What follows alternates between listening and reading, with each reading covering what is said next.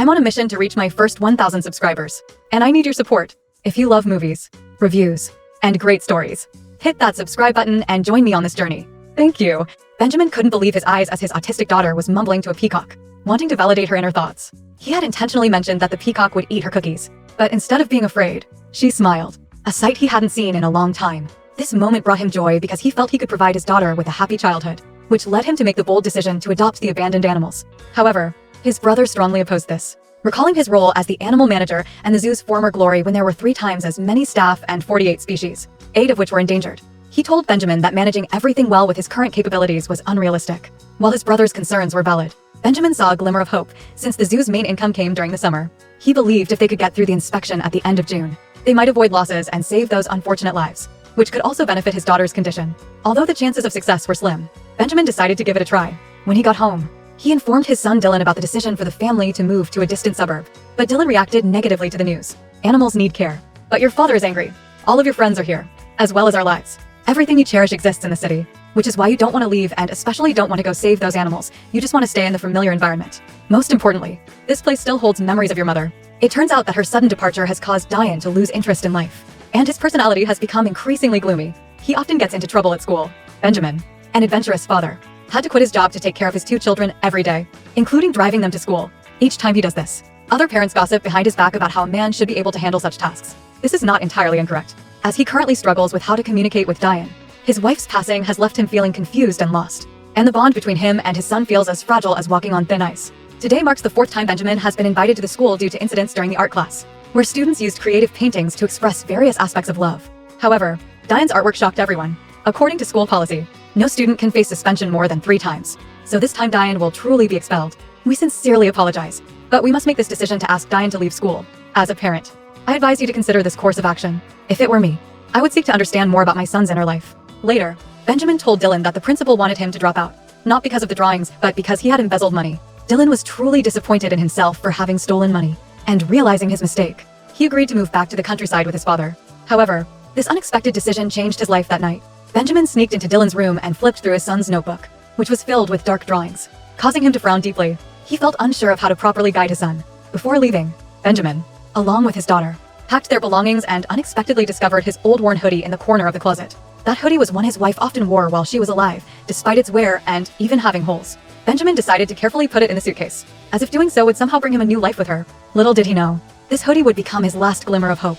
On the way to the zoo, Dylan was wearing headphones, putting on a facade of refusing to communicate, which left Benjamin feeling helpless as they passed by the cafe where he first met his wife. Benjamin couldn't help but be drawn in by the memories, seemingly seeing the encouraging gaze of his wife, just as she always supported him unconditionally in past decisions. As they approached their new home, it brought back those cherished memories. He could still see the neighbor posting a notice, welcoming the new neighbors at the front of the house. He looked through the foggy glass window and saw the girl with blonde hair was smiling brightly and waving. The sweet and lovely image of that girl stirred feelings in the young man's heart. But the weather was not on their side. Just as they arrived at their new home, it unexpectedly started to rain heavily, as if to remind them that the days ahead would be filled with challenges and difficulties. However, the troubles didn't stop there. When they opened the door, a strong, fishy smell rushed into their noses, revealing a messy house. Unable to bear it, he couldn't help but complain the next morning. Benjamin eagerly arrived at the zoo, where Kelly served as the general manager, to welcome the family on behalf of all the staff. She then introduced each member of the team, all of whom were outstanding in their field. Among them was Lily, Kelly's cousin, who had grown up in the countryside and, despite being only 13, was already taller than him. This made him feel quite awkward. Benjamin then politely introduced his family. He also encouraged everyone's spirits, saying, "Now I want to call you all modern explorers. You are also wonderful protectors of the animal world." Soon after, he faced his first challenge. Kelly, looking worried, briefly introduced Benjamin to the current situation at the zoo. The zoo appears lively, but in reality, it is quite chaotic. Firstly, there is an elderly Bengal tiger that is weak and seriously ill, requiring a professional veterinarian from San Diego for care. Additionally, there are crooked fences needing repairs, as well as issues with food for the ring-tailed lemurs and other species. All of this requires significant funding. Despite hearing all this, Benjamin remains calm and assures that he will take care of everything. However, his overly confident demeanor raises Kelly's suspicions. Benjamin seems to have little knowledge about the zoo industry, prompting her to voice her concerns directly. She mentions that he is an unexpected newcomer, unfamiliar to anyone in the zoological community. She questions how someone like him could take on such a dilapidated facility, especially with a young child to care for. Kelly points out that the zoo once had 3 times as many staff, and those who remain truly care about the animals, often working without pay. They need someone capable of managing the zoo effectively, or both the staff and animals may not last much longer. She then asks what his reasons are for purchasing the place. Benjamin's vague answer leaves Kelly feeling confused and unsure whether she should trust him. Later that evening, Benjamin was overwhelmed by a pile of bills. He had a headache and felt dizzy, making it hard to concentrate. He couldn't manage everything, so he stepped outside to get some fresh air, feeling the gentle breeze on his face. At that moment, he sensed a hidden strength from his wife. After that, Benjamin went to the zoo's bar, where the atmosphere was quite pleasant, prompting him to take this opportunity to meet people. After all, the zoo would need everyone's effort in the future. He thought people might not respect an outsider like him, but to his surprise, they welcomed him warmly. This made Benjamin feel a bit more relaxed. The owner greeted him and welcomed him to the zoo. The next morning, Benjamin, feeling confident and well-prepared, decided to start by fixing the old, broken fences. When he encountered small animals he had never seen before, he complimented them, saying, "Not bad. You are quite tame." However, shortly after, one of the little creatures became aggressive and charged at him. Although his brother disagreed with Benjamin's decision, he still visited the zoo frequently to help. His brother tried to convince Benjamin to give up on those animals, believing that keeping Kelly employed would be the most meaningful task. Benjamin explained that the reason he bought the place was for his daughter, Josie, who loved it. His simple wish was to provide children with a happy childhood and help them cope with the pain of losing their mother.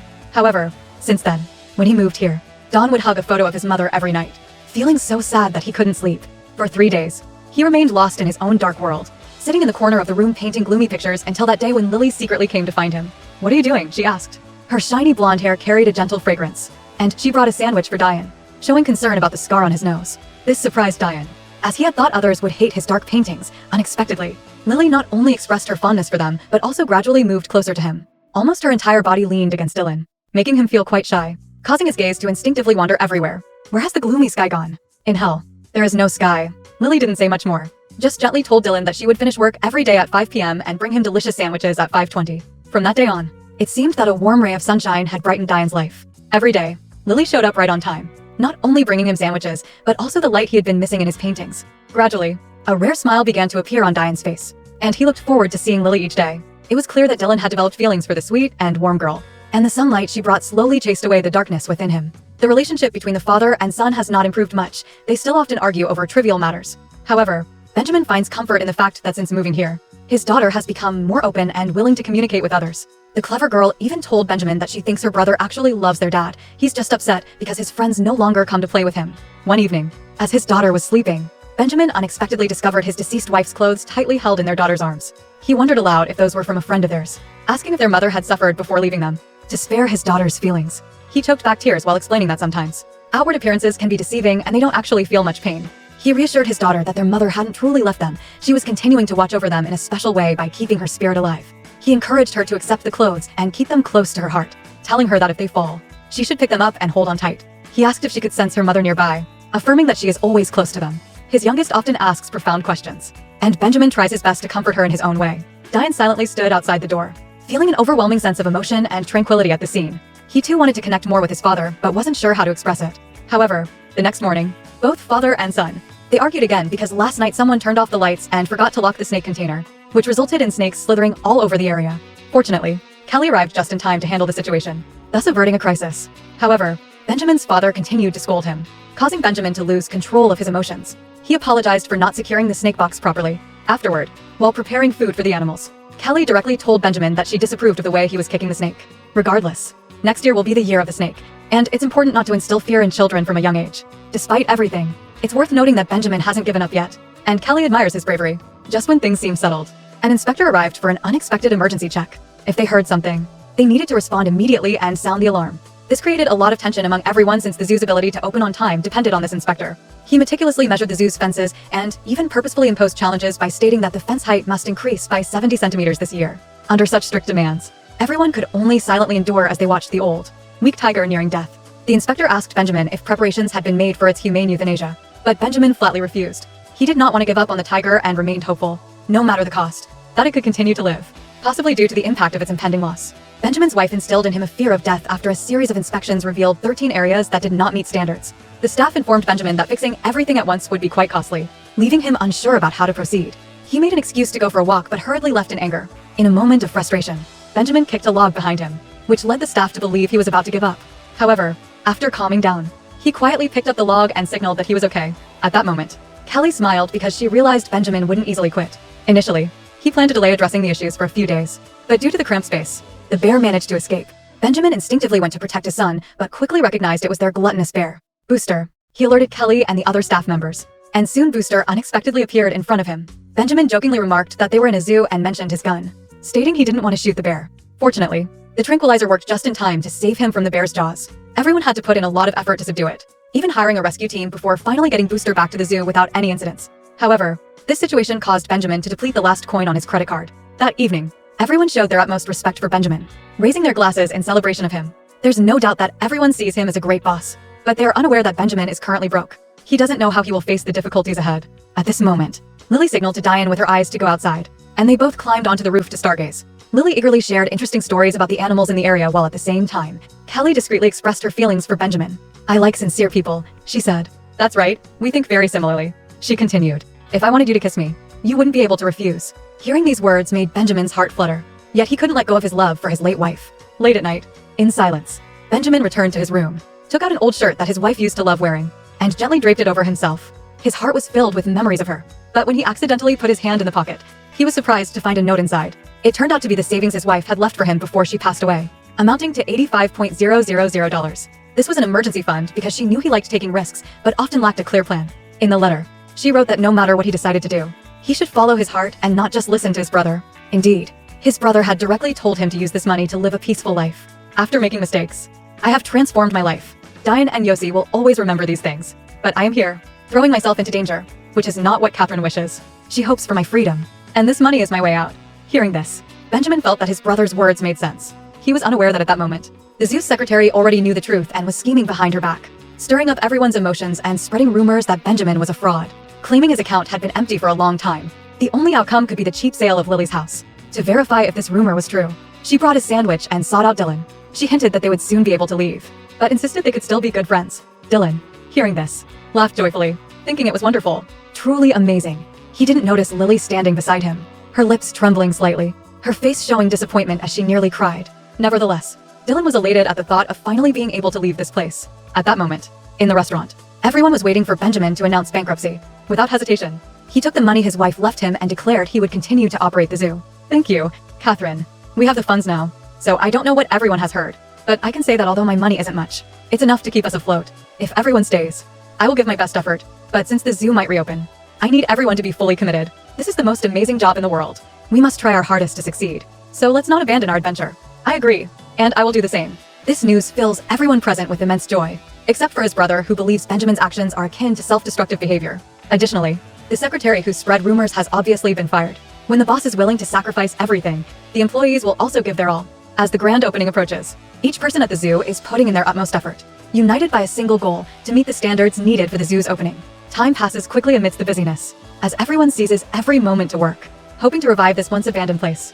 However, even in the hustle, there are those who remain lost in their own worlds. His life feels surrounded by paintings. Lily no longer seeks him out due to Diane's previous attitude. With the opening day drawing nearer, Benjamin takes his daughter to the supermarket to buy necessary items for the zoo. When he pulls out the zoo's credit card, the store employee appears surprised, noting it belongs to Wild Zoo Park Rose. "Yes, I work there. In fact, I am the owner." It's quite strange, but it's true that the staff seemed unable to believe their excitement. They asked Benjamin to leave her 9 tickets, and she promised that when the opening occurred, she would take the whole family to visit. Just as everything appeared to be progressing positively, that old tiger suddenly encountered problems. Every day, it refused to eat anything. Kelly, relying on her many years of experience, assessed that the tiger could no longer endure the pain of illness and that it was time for it to be freed. However, Benjamin stubbornly defended his opinion, insisting on keeping the tiger alive. He struggled to get it down from the rock, and it took a lot of effort to herd it back into the enclosure. Afterward, Kelly quickly chased after Benjamin, telling him that the tiger was suffering and in great pain. Yet, Benjamin insisted he wanted to keep the tiger alive a little longer, even if it meant giving it more medication or calling in a better veterinarian.